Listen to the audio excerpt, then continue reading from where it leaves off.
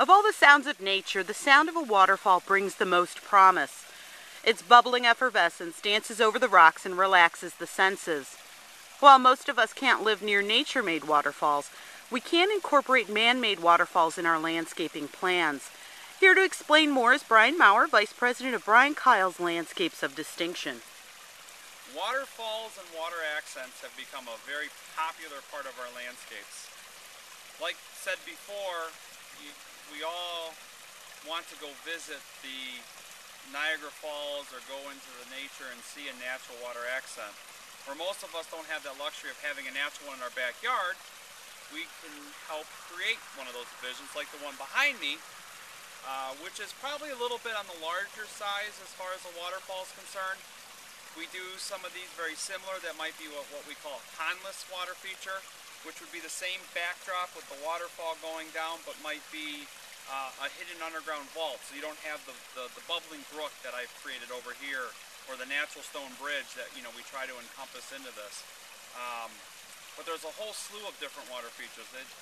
Not even a waterfall, but we've done water fountains where we've just had little jets of water kind of stream and bubble out. We've done kind of like a pillar setup out of copper and out of natural sandstone where water has just kind of bubbled down the outside of a rock. Even done bubbling rocks. I mean, everyone goes to the garden store and sees a bubbling rock, but they don't realize that how much of our time we spend looking for this perfect rock before we go drilling a hole through it. We're looking for a rock that as the water cascades down would create some interest. As with this waterfall, we just don't go and say, oh, this will be perfect. It's a matter of taking 5 or 6 rocks and fitting them in together and piecing them in there until we get that perfect look that one might expect in the natural. So it takes a lot, almost like a jigsaw puzzle, making sure you have everything in order to make this as aesthetically pleasing as it is. It's not as easy as it may look. A very heavy jigsaw puzzle.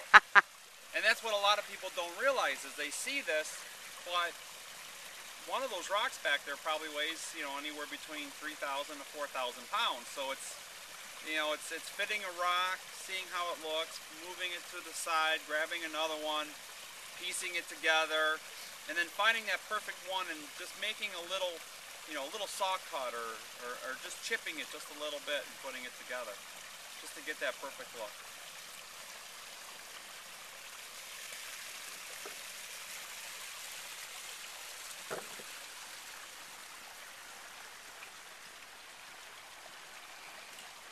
And now over here, this is an extension of that waterfall, right? What do we have going on? Yes, actually, this particular water feature over here, one water supply powers both that waterfall we've seen and this water wheel.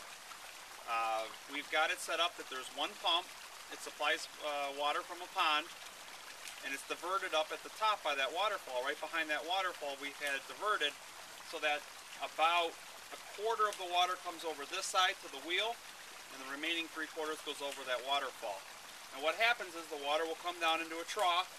It's actually what's powering this wheel. The wheel's not powered by any kind of motor or anything. It's actually powered by that wheel, turns around, goes into a basin, and gets recycled back into the pond.